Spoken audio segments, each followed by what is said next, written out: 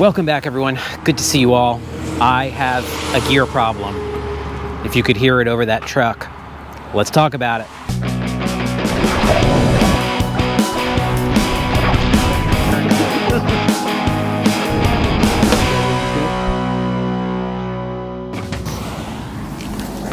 Okay, welcome back, everyone. My gear problem is this. I am a firm believer that if you're thinking to yourself, 2 years down the road, I want to do a big trip, you start buying the gear for it now. So instead of buying the dry pants and dry jacket, you know in 2 years you're going to need a dry suit, you just go ahead and buy the dry suit now. And it's more than you need now, but you've got it when you need it later. I did that with a lot of gear before I did the Inside Passage, which worked out really well for me. I was able to spread a lot of big purchases out over a good amount of time. A good thing about that is that after you do that big trip, it's easy for you to flow into other big trips because you've got all the gear. If someone says, hey, I'm going to paddle this coast, you want to go? It's not like, oh, you know, I don't have a tent suitable for that, or I don't have a tarp, or I don't have the right stove. You've got all that stuff, and it's standing by, and it's ready to go. The downside of that is that big pieces of gear tend to all go at the same time, and that's where I am now. I have 3 pieces of gear that need to be replaced, and we're going to talk about those. Some other big pieces of gear have already been replaced. So like I've been through since the Inside Passage, I'm just starting. I just got this new paddle, but I'm replacing paddles every 3 or 4 years just because they get a lot of wear and tear. I've replaced my PFD twice since the Inside Passage, just because they get a lot of wear and tear. A big one that is close to needing to be replaced, but I'm not going to do it right now, is my dry suit. I bought my dry suit for the Inside Passage, and as I look at it here, I'm realizing what a different color or shade of red this is versus under where my PFD is, which is a good indicator of wear. Another good indicator is this dry suit has been back to Kokatat 3 times in the ensuing 10, 12, 14 years, and has lots of little patches like this. So, but it's still hanging on. I'm not going to replace it just yet. It is a really big purchase, so I'm not going to do it just yet. What I am going to do now is GPS.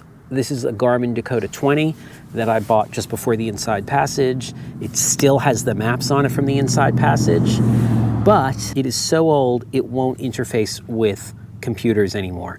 It won't pair up with the Garmin software. And I bought it for 2 reasons. I really like the way it fit in my hand. It's got a really good shape to it, and I like the touch screen. The byproduct of that is I'm like, you know what? The screen's a little too small. Of course it's a little too small. You bought one that fit in your hand. You've got little hands. The screen is too small. In a wet environment, the touch screen makes it really hard to see because you smear little water streaks all over it. So the 2 things about it that I really liked turned out to be bad for the environment that I play in. So this is going to be replaced. I am not sure what I'm going to replace it with yet. I might go cheap and do like an E-Trex 32, E-Trex 25. If you've used either of those, let me know what you think. The problem with the E-Trex is it's a small unit with a small screen, but at least it's not a touch screen. I'm also considering a GPS map 64, 65, not the most current one, but one step back without the in-reach functions. Bigger screen, physical buttons, great GPS, double the price. If you've used either of those, let me know what you think of them. I'm considering both.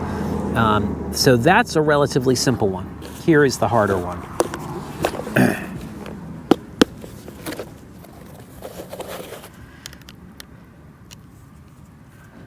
This is my trusty Uniden VHF radio with weather bands. It is tiny. I love it. It has been repaired once by Uniden, MHS 450. And I've been super happy with it. It has a rechargeable battery as well as a AA battery pack. This is actually its rechargeable pack, which is nice for longer trips. It also gives you Nope. The AA batteries are nice for longer trips because I can just pop in AA's, but the rechargeable gives you more transmitting power, which is really nice. Super happy with it. Love the size of it, but it's a little outdated. It doesn't float. It is waterproof, but it doesn't float.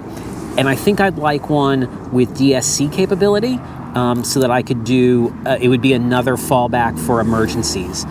So if you've got floating marine GPS with GPS and DSC, let me know which one you like. Again, I'd like it to be small. I'd like it to be rechargeable as well as take AA's. That's a lot of likes. I haven't seen one I'm in love with. Let me know what you think. So that is gear that I am replacing. There is other news though. I am moving once again. This time I am moving to Eastern Pennsylvania. I'm not sure where yet, but Eastern Pennsylvania. So if you're in the eastern half of Pennsylvania or central New Jersey, and you want paddling lessons, I will meet up with you at a location of your choice, and we'll do some paddling, and we'll do some instruction, and we'll have a great time. Or if you've got great put-in information for me along the Jersey coast, the central Jersey coast, like Asbury Parkish, I'm thinking that's where I want to explore next. If you've got great put-in information for me in that area, let me know. If you want to paddle, I'm game for that too. But if you've just got info, that's what I need.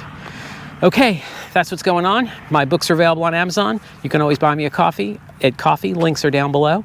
Do me a favor, hit like, hit subscribe, and I'll see you on the water. Maybe in Jersey. Go ahead, Brett. We have one beach that looks like it has potential. It's a little bit further up the coast, but it might not be in a designated use area. Ask what they found.